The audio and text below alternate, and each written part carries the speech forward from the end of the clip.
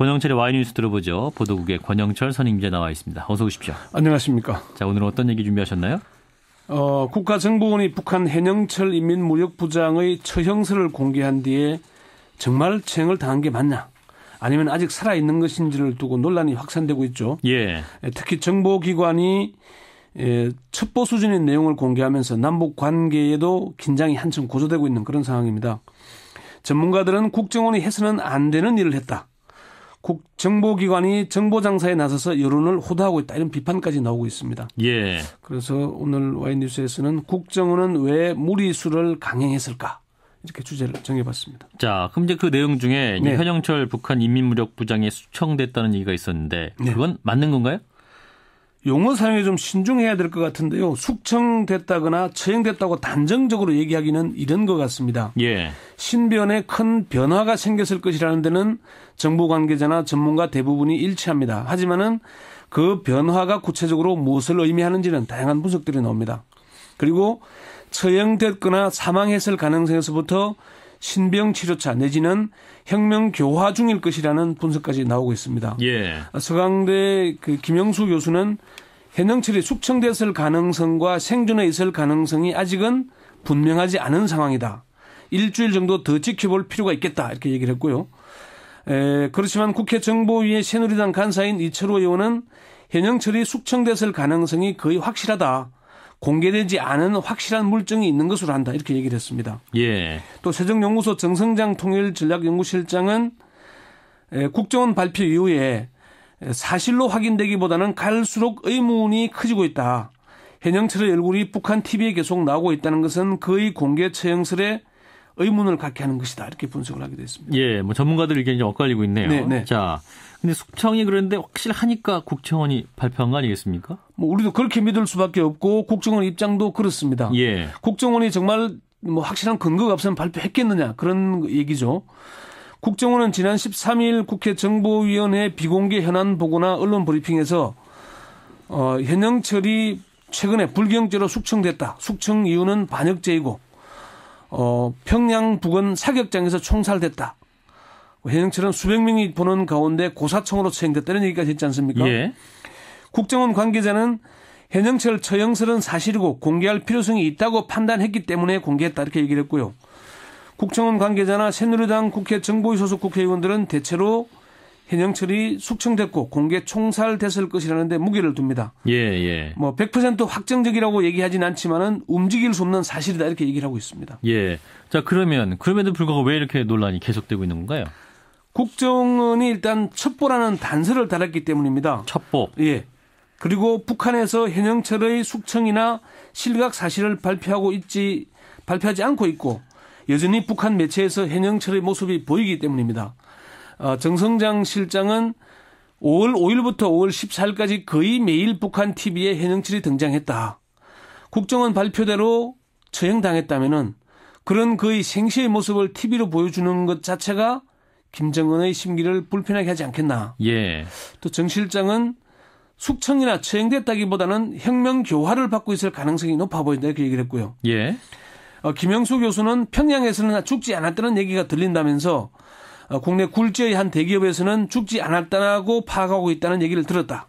그 근거는 평양 내부에서 죽지 않았다는 얘기가 나오기 때문이다. 그렇게 얘기를 했습니다. 예. 또 다른 이유는 국정원이 현영철의 숙청 사실을 왜 공개했을까라는 의문이 증폭되고 있기 때문에 이게 사실인가 아닌가 하는 그런 얘기가 나오는 겁니다. 예. 전직 국정원 고위 관계자는 국정원이 해서는 안 되는 일을 했다. 연세대 김계동 교수도 정보기관에서 이런 걸 공개하면 안 된다. 공개를 하더라도 통일부나 다른 기관을 통해서 우회적으로 했어야 한다. 이렇게 얘기를 했습니다. 예. 그러니까 이제 갑자기 왜 이렇게 공개한 것이냐. 네. 이제 거기에 두고도 이제 다른 의도성이 있는 것이 아니냐. 이런 의문을 제기하고 있는 것이네요. 그러면. 예. 자, 그 이유는 그러면 왜 뭐라고 분석하십니까? 그러면? 이게 사실 저도 이게 의문이었거든요. 예. 국정원이 밝힌 이유는 뭐 잘 납득이 잘 안 가는 것이었고요. 예. 잠시 언급을 하겠습니다만은 예.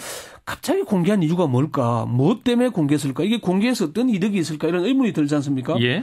그래서 참 어제 뭐 하루 종일 많은 사람들과 통화를 하고 취재를 해봤는데 가장 확실한 이건 지시에 따른 것이다. 이런 얘기를 들었습니다. 지시요? 예.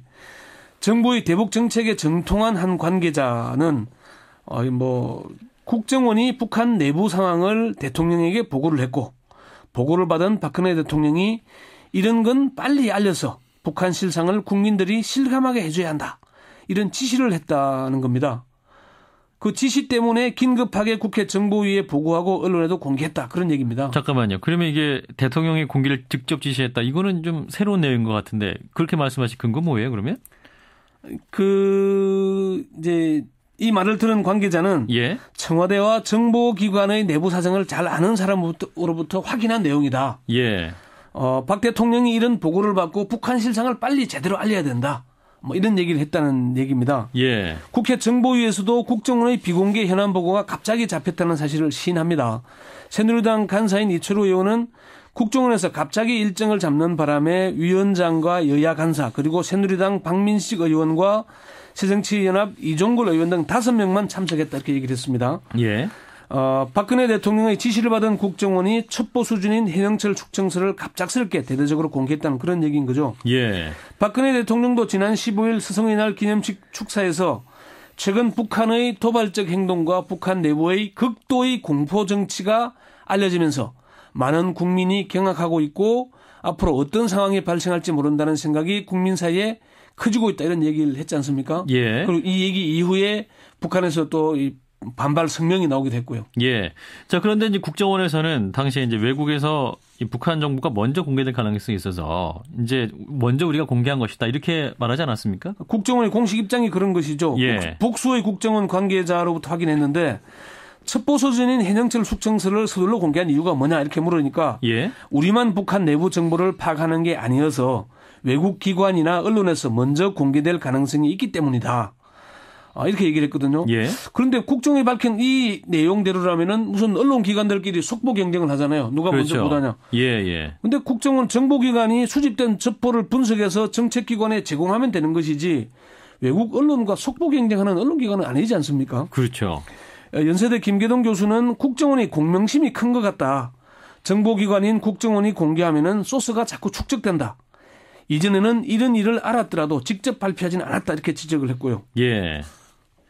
근데 국회 정보위도 갑자기 소집했고 이런 내용들이 이제 좀 퍼즐이 상당히 난잡했는데 예. 지시라는 얘기를 듣고 보니까 좀 정리가 되는 그런 얘기였습니다. 예, 예. 그럼 이렇게 이제 북한의 내부 정보를 공개해서 얻는 이득은 뭔가요, 그러면? 이게 사실 얻을 이득은 크게 없습니다. 전직 국정원 고위 관계자는 국정원이 해영철 숙청서를 공개하면서 얻을 수 있는 것은 북한이 이상한 집단임을 국민들과 전 세계에 알리는 것이다. 요것뿐이다. 예. 그런 거는 다른 방법으로 얼마든지 가능한데 국정원의 이름을 빌려서 할 필요가 있겠나. 그런 의문을 제기하기도 했습니다. 예. 오히려 이 때문에 국정원의 역할이 축소되는 역효과만 발생할 우려가 높다는 얘기도 나옵니다. 예. 해영철 숙청설이 사실이더라도 정보를 파악한 경로가 드러난 만큼 앞으로는 북한의 정보를 파악하는 데 더 어려움이 예상되고요. 예. 또 남북 관계가 화해 모드로 가게 될 경우에 국정원이 나름 역할을 하지 않겠습니까? 예. 그런 역할이 축소될 수밖에 없을 것이라는 얘기죠. 예. 전직 국정원 고위 관계자는 앞으로 북한이 국정원은 상대하지 않을 것이다. 예. 북한 기관이 김정은의 눈치를 보면서 국정원을 상대하지 못하게 되기 때문이다. 그런 얘기를 하기도 했습니다. 예, 그렇군요. 자, 그러면 이 시점에서 기우이긴 합니다만 그러면 현영철이 다시 등장할 가능성도 있을까요? 어떻게 보세요? 완전히 배제하지는 않고 있는데 전문가들의 의견은 엇갈립니다. 예. 김영수 교수는 이러다가 현영철이 다시 등장하게 될 경우에 국정원 지도부의 경질일 뿐 아니라 박근혜 정부 자체가 흔들리게 될 거다. 예. 이철호 의원은 국정원이 밝힌 내용이 사실이 아닐 경우에는 국정원 문을 닫아야 한다. 실수하면 안 된다고 했더니 절대 그런 일은 없다. 자신감을 보였다. 이렇게 얘기를 했고요. 예. 좀 이런 상반된 입장이 보이고 있습니다. 네, 알겠습니다. 여기까지 듣겠습니다. 권영철 선임 기자였습니다. 고맙습니다. 네.